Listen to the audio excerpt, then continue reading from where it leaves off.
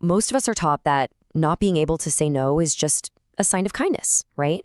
We think it just means we're a good person. But what if I told you that in a lot of cases, it's actually a form of self-betrayal, just wearing a really friendly smile? Today, we are going to dive deep into the real psychological damage that happens when you're always saying yes. So let's really think about that for a second. Every single time you say yes, when you know deep down you mean no, something quiet happens. It's not some big explosion, at least not at first. It's more like a slow leak, this gradual loss of control over the very things that make you you. We're talking your time, your identity, and your peace of mind. This quote really just gets right to the heart of it. The thing is, people-pleasing doesn't just attract people who might take advantage of you, it actively trains them how to do it. You're basically teaching them over and over that you're always available, you're completely flexible, and that ultimately, your needs are optional. And listen, this isn't just a bad habit, it's a really dangerous pattern to set. Okay, so here's our game plan. We're going to break down the 4 deep psychological consequences of this whole pattern. We'll kick things off with how it quietly chips away at your self-respect. Then we'll talk about the ticking time bomb of resentment it creates. From there, we'll explore how it leaves you feeling trapped and erased. And of course, we'll finish up by talking about the solution, how to find the power of self-leadership. All right, let's get into our first point. The initial damage from always saying yes, well, it's not what most people think. It's not just that you get tired or stressed out. No, it's something way deeper, something that happens silently, inside your own mind. So every time you agree to something you don't really want to do, your brain logs this tiny, silent message. And that message is, my feelings don't matter. It starts small, just one little yes. Then another one comes along, and then another. And before you know it, you are constantly overriding your own needs, not because you want to, but because you're scared of how other people might react if you don't. And this right here, this is the dangerous shift that happens inside of you. You move from the left column all the way over to the right.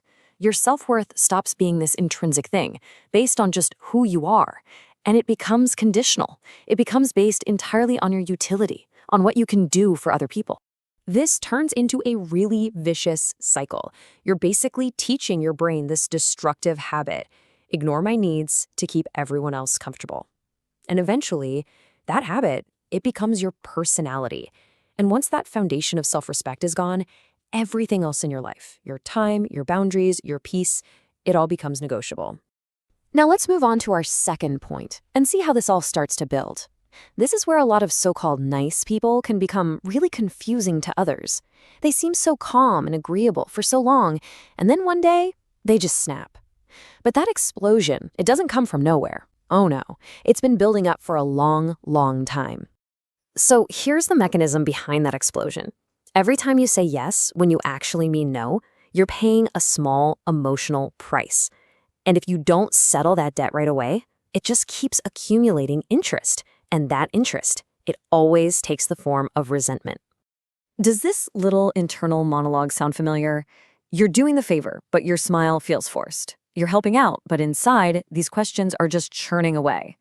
This, right here, is the sound of that resentment bomb ticking. You're angry, but you feel like you can't show it because you're supposed to be the good person, right? Now, here's what's really interesting and honestly a little uncomfortable to admit. Most of the time, the other person isn't trying to be malicious. The tough pill to swallow is that you've inadvertently trained them. You taught them that you're always available, that you don't mind the extra work, and that you can always handle it. So when that resentment finally boils over, it often comes out sideways, at the wrong people, or maybe even at yourself. So this brings us to the final and, frankly, the deepest damages, and they're totally interconnected. See, when you can't say no, you don't just become predictable and easy to manipulate, you also start to lose your own identity in the whole process. You get trapped by all this emotional pressure, and your true self, well, it just starts to get erased. Think about it. Predictable people are just easy to control. Manipulators don't need to use threats or drama. All they need is one tool, your fear of disappointing other people. They'll use guilt, saying things like, well, if you really cared, you would do this, or you're the only one I can count on. And because your entire identity is tied up in being good, you just fold. This all leads to a really harsh psychological principle. Constant access reduces perceived value. The more you say yes, the less people actually tend to respect you for it. Why? Because what's always available is almost never truly appreciated. Small requests slowly turn into big demands, and what started out as a favor, well, that becomes an expectation. In this slide, this shows the ultimate cost. When you can't say no, you don't just lose time, you lose your direction. Every single yes is a trade-off. A yes to their priorities is an automatic no to your own. That's a no to your rest, a no to your goals, a no to your own personal growth. Your life literally becomes a vehicle for other people's ambitions. And this is probably the scariest part. People who always say yes often don't even know who they are anymore. They've spent so much time adapting, adjusting, and pleasing that their identity just becomes a mirror, only reflecting what everyone else wants. So, I have to ask you, who are you really when nobody is asking for anything from you? So, how do we fix this? The solution isn't about suddenly becoming rude or selfish. It's about learning how to have boundaries without feeling guilty about it. It's about reframing the act of saying no, not as an act of rejection, but as a powerful act of self-leadership. Let's totally redefine this. Saying no is not rejecting a person. It is leading yourself. It is not being rude. It is setting necessary boundaries. And it is absolutely not selfish. It is protecting your own peace. It's you finally telling the world, and more importantly yourself, I have limits, and my life matters too. And at the end of the day, this is the ultimate takeaway. If you're someone who struggles with saying no, please remember what's really happening.